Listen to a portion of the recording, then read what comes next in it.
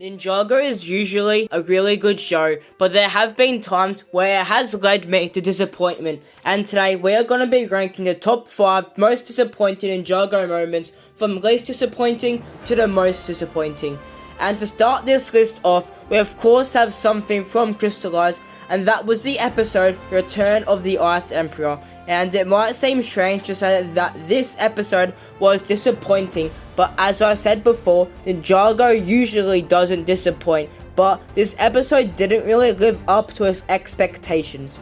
When I tell you that when the episode titles got leaked, everyone was getting super hyped up to see Zane come back as the Ice Emperor and all that. But instead, the only thing that happened was Zane crashed and his head turned into the Ice Emperor, and it was only used as a joke, which was pretty disappointing because we thought Zane was finally going to confront himself being the Ice Emperor, but we unfortunately didn't get that. And number 4 on this list is a spicy one, the Season 2 finale. And just hear me out please.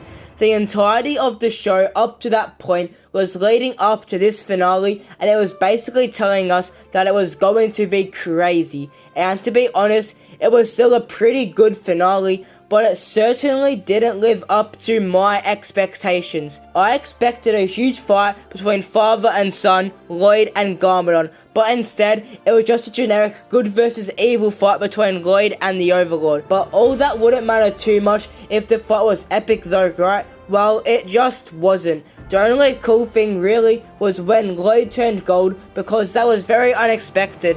But other than that, the fight was just pretty disappointing. In third, we have the entirety of Evil J in Dragon's Rising Season 2 Part 2. So I feel that this is probably an obvious one, because all he did was fight Nia, lose, say a few things to her, and then leave. I mean, going into this part, I was thinking that Jay was going to have a lot more screen time than he has been. I thought he was going to be menacing and a force to be reckoned with in the tournament, and I thought that he may even potentially win it. But no, he only showed up for 5 minutes. And don't get me wrong, and I am sure that we will get everything that we want from Jay in Season 3, but I haven't been as hyped as I was for an Ninjago release in a while, and that was mainly down to seeing Evil J. And in second, we have Nia in Crystallized. Seabound gave us a heart-melting goodbye to Nia, where Jay had to say goodbye to Nia, and we didn't know if we would ever see her again.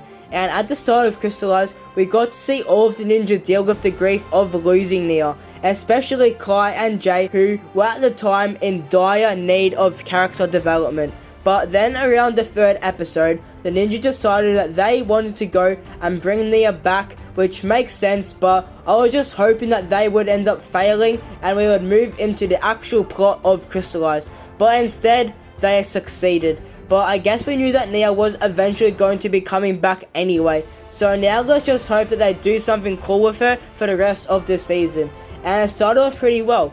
Nia didn't have her elemental powers, and she even eventually became Samurai X again, and that was pretty cool. But after that, she basically just became a glorified taxi driver for the ninja, and then about 20 episodes later, she regained her elemental powers. But what makes this even worse is that the writers had a really good original plan for Nia in the end of Crystallized, but I'll talk about that in a couple of minutes, because in first place, I've put the entire Crystallized finale. Even though I've mentioned 2 other Crystallized moments in this list of the 5 most disappointing Ninjago moments, I still really enjoyed this season so much, and before I watched the last 2 episodes, I would have told you that it was my favourite season. There's no denying that, but then it totally fell apart in the final 2 episodes. The ninja's dragon's forms obviously looked cool, there's no denying that, but once they had their dragon's forms, the only thing they did was defeat 1 member of the Crystal Council each and take back their golden weapons. And then they went onto a roof and put their golden weapons together before getting crystallized. And now moving on to the actual fight against the Overlord.